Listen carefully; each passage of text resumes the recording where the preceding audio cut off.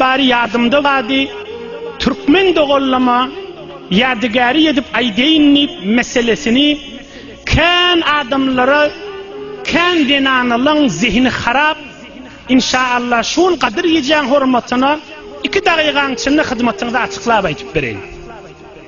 O da ne mesele? Meseleye taaddüdü zevcat.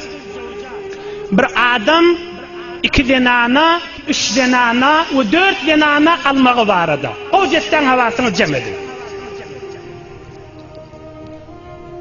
Huday Teala Kur'an-ı Kerim'de Sure-i Nisa'da diyor فَاِنْ خِفْتُمْ أَلَّا تَعْدِلُوا فَوَاحِدَةً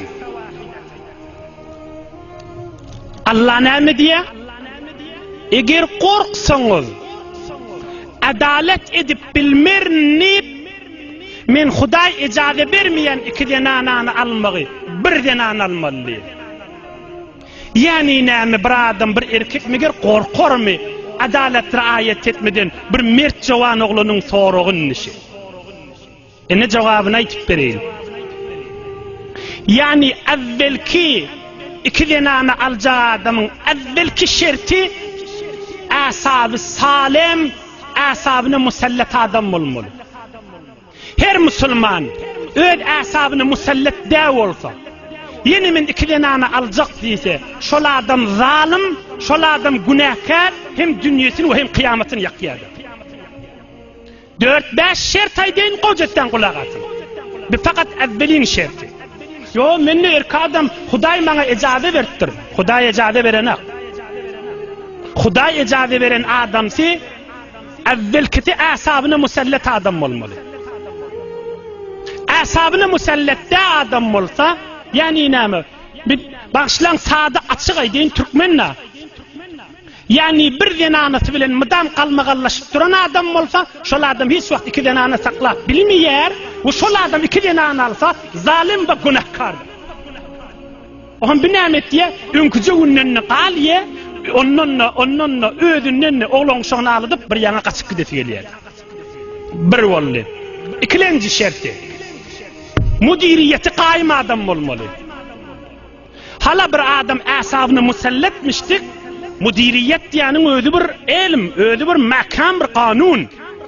Mesela bir erki adam bir medresenin içinde şayet muallim olup başarsın, şayet mudiriyeti başarmasın. Şehrin içinde, keşverin içinde, cihani zatta mudiriyet bir gurrundur, erki adamlık başka gurrundur. Asabını musallat değil mi? 2. şerti ne mi? Mudiriyeti bağ adam olmalı. 2 denana, 3 denana, 4 saklamana mudiriyeti bağ bulmasa men fakat doğunvan eyin ki men bir erki adam Huday bana icazet verttir deyse şol adam zalim ve günahkardır. Yalandan evvelki denanasının da ömrünü yakıp 2'ncinin de ömrünü yakıp özünün de ömrünü yakıp oğlun şonu ağladan kalır. 2 şert bollu. 3. şerti ilmi var olmalı. İlim, alim olmalı. Yani neyme alim olmalı? Yani Muhammed Resulullah aleyhisselam 9 denanası varmış. Şu peygamberimiz haysi yol bilen saklayanmıştık. Şunu bilyen adam olmalı. Kaytaydeyin 3. şerti neyme olmalı? Alim olmalı. Muhammed Resulullah aleyhissalatu vesselam denanasını necire saklayanmıştık. Şunu bilmese ödüm bilermenip alsa şol adam zalim ve günahkardır. 3 oldu. 4. şerti belli. Gövdesi salim olmalı. Mali bağ olmalı. İcazet vermeli. 5. ve ahirki şerti. Asabına musallat.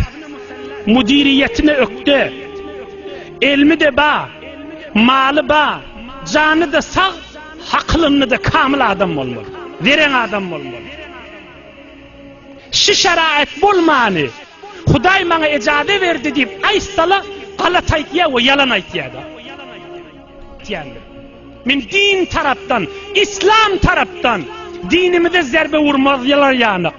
Kur'an'ı dille girmezler yanık. Açık Türkmen de kollamıda yadigari edip aytıp veriyor.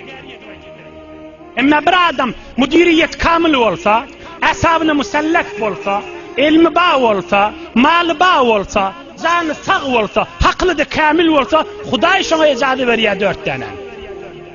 Ondan beri ol adam hem zalim, öz ömrüni ýakýa, evvelki anasynyň ömrüni ýakýa, soňrasynda yalandan öýüne getirýär, oglany şoňa agladyp, dünýede de ahiretde de gat günahkar bolar.